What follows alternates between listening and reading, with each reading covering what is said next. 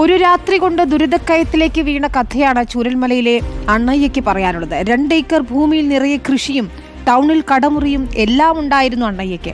ഉരുൾപൊട്ടൽ സർവ്വതും നശിപ്പിച്ചു.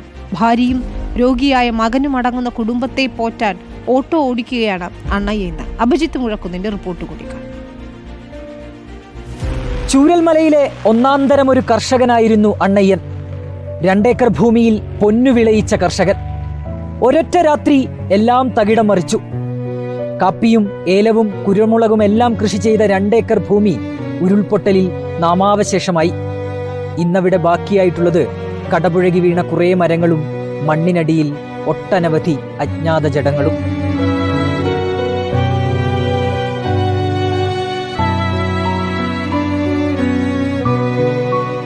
ഉരുൾപൊട്ടിയതിന് മുമ്പ് എൻ്റെ ജീവിതത്തിൽ വെച്ച് നോക്കുമ്പോൾ ചൂരൽമലയിൽ ഏറ്റവും നല്ലൊരു ജീവിതമായിരുന്നു എൻ്റെ കുടുംബത്തിൻ്റെയും. കാരണം ഞങ്ങൾക്ക് അത്രയും വരുമാനമുള്ളൊരു വ്യക്തിയായിരുന്നു ഞാൻ. ഒരു 2 ഏക്കർ തോട്ടം ഉണ്ടായിരുന്നു എനിക്ക്. 2 ഏക്കർ തോട്ടം എന്ന് പറഞ്ഞാൽ നല്ല വിളവ് കിട്ടുന്നതാണ്. വെള്ളാർമല വില്ലേജിൽ വെച്ച് ഏറ്റവും നല്ലൊരു കൃഷിക്കാരനാണ് ഞാൻ. കൃഷിഭവനിലും കാപ്പി ബോർഡിലും എല്ലാവർക്കും അറിയാം അതിനെ പറ്റിയിട്ട്. എല്ലാ സൗകര്യവും ഉണ്ടായ ഒരു ഭൂമി ഒറ്റ രാത്രി കൊണ്ട് ഒന്നുമില്ലാതായിപ്പോയി. 2 ഏക്കർ ഭൂമി എന്ന് പറഞ്ഞാൽ 100 ചാക്കിന് മേലെ എനിക്ക് കാപ്പി കിട്ടും. ഇപ്പോഴാണ് കാപ്പീൻ്റെ വില 15,000 റുപ്യൻ്റെ അടുത്ത് എത്തിയത്. അതുകൊണ്ട് എനിക്ക് 100 ചാക്ക് കൊടുക്കുമ്പോൾ 15 ലക്ഷം റുപ്യ വരുമാനം അതിൽ തന്നെ ഉണ്ട്. പിന്നെ അടക്കയും മുളകും അവക്കടക്കായി അതെല്ലാം അതിലുണ്ടായതാണ്.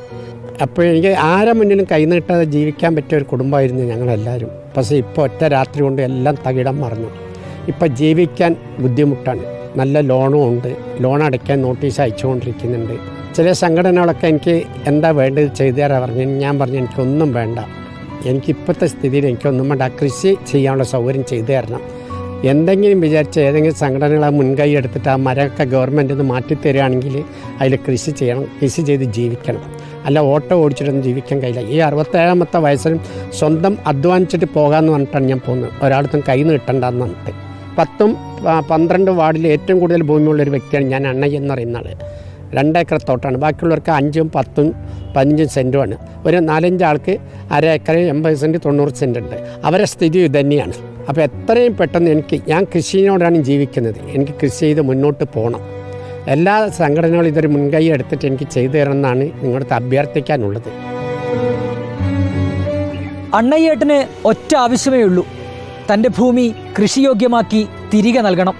താനവിടെ വീണ്ടും പൊന്നു വിളയിക്കും. വീഡിയോ ജേർണലിസ്റ്റ് അതുൽ ആംബ്രയ്ക്കൊപ്പം reporter Abhijith Muzhakkunnu, in reporter, Wayanad.